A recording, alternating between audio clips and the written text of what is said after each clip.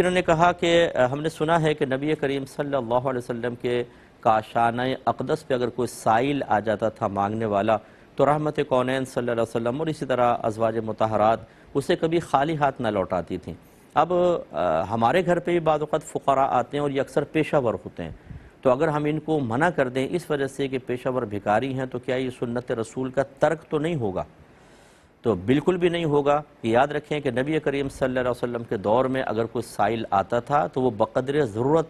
طلب کرتا تھا، یعنی جیسے رات کا کھانا نہیں ہے تو اس نے مانگا صرف رات کا کھانا، اور وہ جا کے کھا کے سو جاتا تھا، اگلے دن کا پھر اللہ تبارک و تعالیٰ پہ توکل اور بھروسہ رکھتا تھا۔ تو یہ نہیں تھا کہ وہ جمع کرتا چلا جائے، اپنا بینک بیلنس بناتا چلا جائے، یہ ایسا نہیں تھا، کیونکہ نبی کریم صلی اللہ علیہ وسلم نے وعیدات بیان فرمائی تھی۔ آپ نے ارشاد فرمایا جو بغیر ضرورت کے کسی کے سامنے دست سوال دراز کرے وہ بروز قیامت اللہ تعالیٰ کی بارگاہ میں اس طرح آئے گا کہ اس کے چہرے پر گوشت نہیں ہوگا۔ اس کی توضیح تشریح یہ ہے کہ بلا ضرورت وہ مانگے،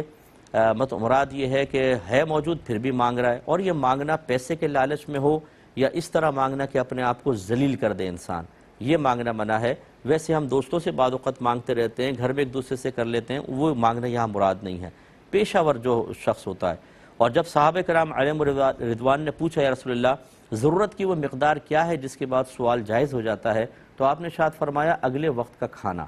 یعنی اگر اگلے وقت کا کھانا نہیں ہے تو سوال کر سکتے ہیں۔ اور وہ زمانے کے فقراء تھے، سائلین تھے، تو وہ بالکل شریعت کے موافق طلب کرتے تھے۔ یہی وجہ ہے کہ عمر فاروق رضی اللہ تعالیٰ عنہ کے دور میں ایک شخص نے کچھ مانگ رہا تھا، تو آپ نے کہا اس کو دیتے کیوں نہیں؟ کہا کہ ابھی تو یہ لے کر گیا ہے، تو آپ نے درہ مارا اس کو کھینچ کے کہ اچھا تو فقیر نہیں ہے بلکہ سوداگر ہے، یعنی تو پیشہ ور ہے۔ تو اس لیے معلوم یہ ہوا کہ ترک سنت تو تب ہوتی کہ آپ کے گھر میں سائل بھی وہی آ رہے ہوتے جو ان سائلین کی مثل تھے جو نبی کریم صلی اللہ علیہ وسلم سے طلب کر رہے تھے۔ یہ سائل تو ہیں لیکن یہ پیشہ ور سائل ہیں، ان کے پاس بہت کچھ پہلے سے ہوتا ہے، مانگنے کی عادت پڑی ہوتی ہے اور ڈیلی آ کے مانگتے ہیں، ان کی ضرورتیں پوری نہیں ہوتی، تو اس طرح کے سائلین کو کچھ دینا بلکہ گناہ ہے۔ وتعاونوا علی البر والتقوی ولا تعاونوا علی الاثم والعدوان، نیکی اور بھلائی کے کاموں میں ایک دوسرے سے تعاون کرو، گناہ اور زیادتی کے کام میں تعاون نہ کرو۔ وہ ایک گناہ کر رہا ہے اور آپ اس کے ساتھ تعاون کریں، یہ غلط ہے۔ تو اس میں ترک سنت کا کوئی پہلو نہیں ہے، آپ جو کر رہے ہیں بالکل ٹھیک کر رہے ہیں۔